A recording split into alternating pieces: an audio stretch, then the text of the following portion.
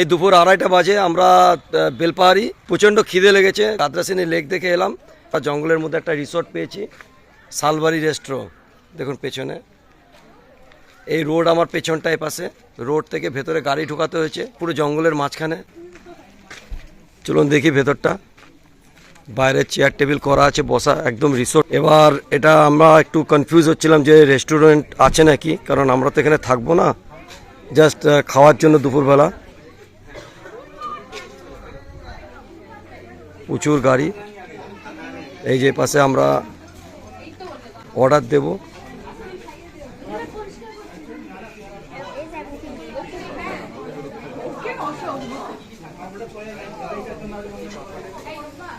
শুনলাম খাবার কোয়ালিটি খুব ভালো, একটু দেখে নেই ঘুরে চারিপাশটা। আমরা ঘাগড়া ঘুরে এসেছি।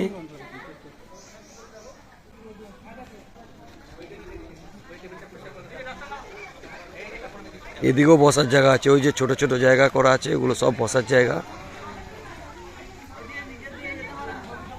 অ্যাকচুয়ালি শীতের শেষ তো, এই গরম পড়বে, সেই জন্য লাস্ট যা ঘোরা, এরপরে ফাঁকা হয়ে যাবে, কারণ গরম প্রচুর পড়ে এপাশে।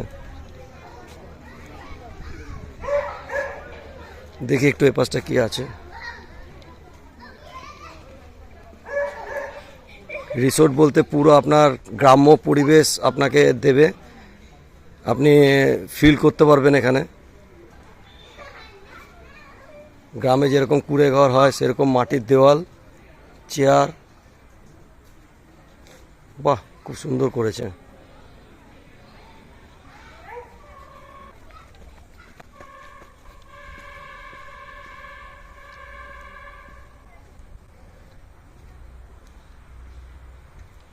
বাহ বাহ, খুব ভালো লাগলো। ছোট ছোট দেখুন কটেজ টাইপের, কেউ এসে এখানে 1 নাইট 2 ডেজ সুন্দর কাটিয়ে যেতে পারবে।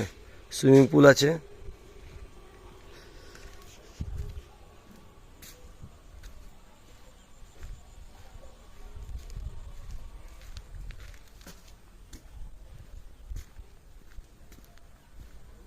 একদম জঙ্গলের মাঝখানে, চারিপাশে পাহাড়, সর্ষে ক্ষেত সঙ্গে লাগোয়া, সুইমিং পুল। এদিকটা ডিপ বেশি, ওদিকটা কম। শালবাড়ি।